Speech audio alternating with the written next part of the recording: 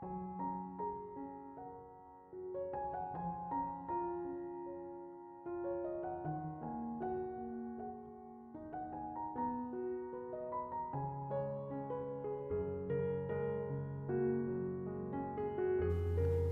Ibu, saudara-saudari, adik-adik kaum muda yang terkasih, apa kabar hari ini? Semoga Anda tetap diberikan rahmat, kesehatan, dan sukacita. Hari ini kembali saya mengajak Anda untuk mendengarkan dan merenungkan firman Tuhan. Mari kita siapkan hati kita. Tuhan sertamu dan sertamu juga. Inilah Injil Yesus Kristus menurut Santo Matius, dimuliakanlah Tuhan. Pada suatu hari Yesus masuk ke bait Allah. Ketika ia sedang mengajar, datanglah imam-imam kepala dan pemuka-pemuka bangsa Yahudi kepadanya. Mereka bertanya, "Dengan kuasa manakah engkau melakukan hal-hal itu? Dan siapakah yang memberi kuasa itu kepadamu?" Jawab Yesus kepada mereka, "Aku juga akan mengajukan suatu pertanyaan kepadamu. Dan jika kalian memberi jawabannya, aku pun mengatakan kepada kalian dengan kuasa manakah aku melakukan hal-hal itu. Nah, dari manakah pembaptisan yang diberikan Yohanes? Dari surga atau dari manusia?" Mereka lalu berunding satu sama lain.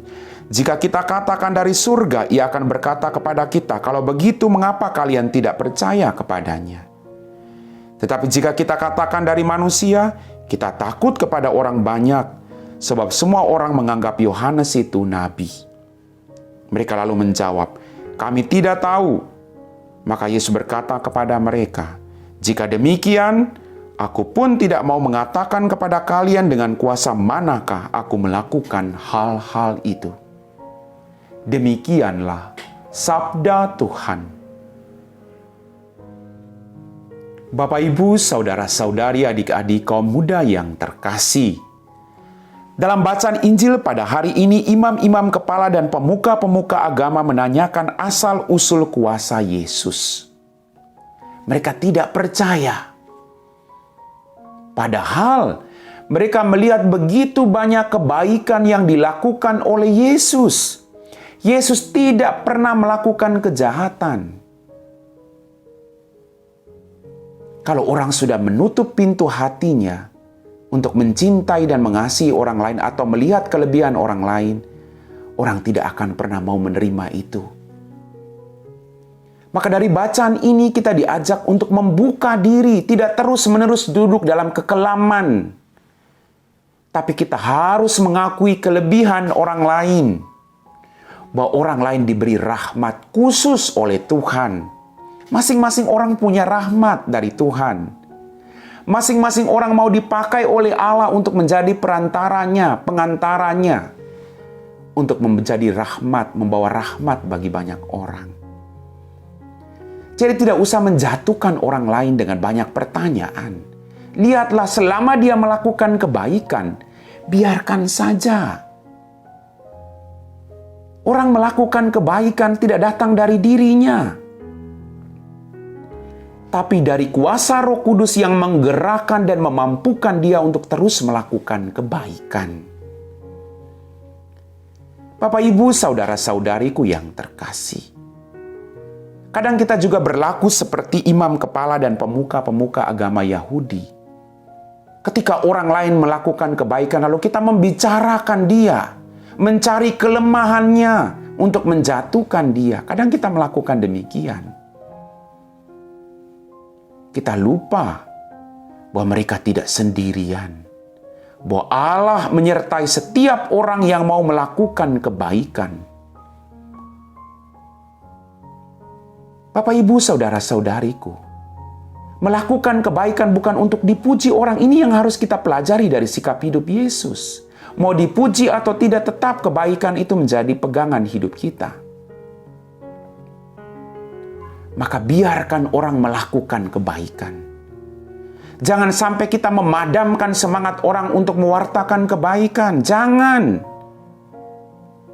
Harusnya kita dukung supaya kebaikan terjadi di mana-mana. Jangan sampai kita memadamkan semangat orang lain. Itu dosa besar. Ketika orang melakukan kebaikan, kita berjuang untuk menjatuhkan, itu dosa besar. Maka apa yang dilakukan Yesus saya sangat setuju. Dia tidak menjawab apapun. Karena Yesus tahu, mereka tahu jawabannya. Yang mereka lihat hanya ingin menjatuhkan orang lain. Mereka tidak melihat kebaikan yang orang lakukan. Mari kita belajar dari sikap hidup Yesus. Tegas dan tidak pernah menyerah untuk melakukan kebaikan sekalipun banyak tantangan. Bapak Ibu, terus melakukan kebaikan. Karena kebaikan yang Anda lakukan akan kembali kepada dirimu. Orang lain boleh menjatuhkanmu. Orang lain boleh mempertanyakan kebaikan yang Anda lakukan. Terus lakukan kebaikan. Kita saling mendoakan agar orang-orang yang melakukan kebaikan untuk kemuliaan Tuhan akan terus bertahan. Amin. Bapak, Ibu, saudara-saudari, adik-adik kaum muda yang terkasih. Kita telah diteguhkan oleh firman Tuhan. Mari kita siapkan hati kita untuk berdoa. Dalam nama Bapa dan Putra dan Roh Kudus. Amin. Ya Tuhan Allah Bapa kami dalam kerajaan surga, terima kasih untuk berkat-Mu yang kami terima dengan cuma-cuma. Ampuni dosa dan kesalahan kami. Pada kesempatan ini Tuhan, kami berdoa bagi para pemimpin bangsa kami. Berkatilah mereka dengan rahmat, kesehatan, sukacita. Tuhan, Kau tahu tantangan yang sedang mereka hadapi. Ketika mereka melakukan kebaikan, banyak sekali tantangan-tantangan yang mereka hadapi. Dampingi mereka terus Tuhan. Biar mereka tidak menyerah, tapi terus menebarkan belas kasih dan kerahiman-Mu. Biarlah kebaikan dan kebenaran menang atas segala kejahatan di muka bumi ini. Berkati mereka dengan rahmat, kesehatan, kebahagiaan, umur yang panjang. Berkatilah para pemimpin bangsa kami. Biarlah apapun situasinya, mereka tetap bersemangat. Berkati semua orang yang berkehendak baik untuk melakukan kebaikan. Biarlah mereka juga Engkau berikan kekuatan untuk tidak menyerah. Kami puji Engkau Bapa, kini dan sepanjang segala masa. Amin. Tuhan sertamu dan sertamu juga. Semoga kita sekalian diberkati oleh Allah yang Maha Kuasa, Bapa dan Putra dan Roh Kudus. Amin.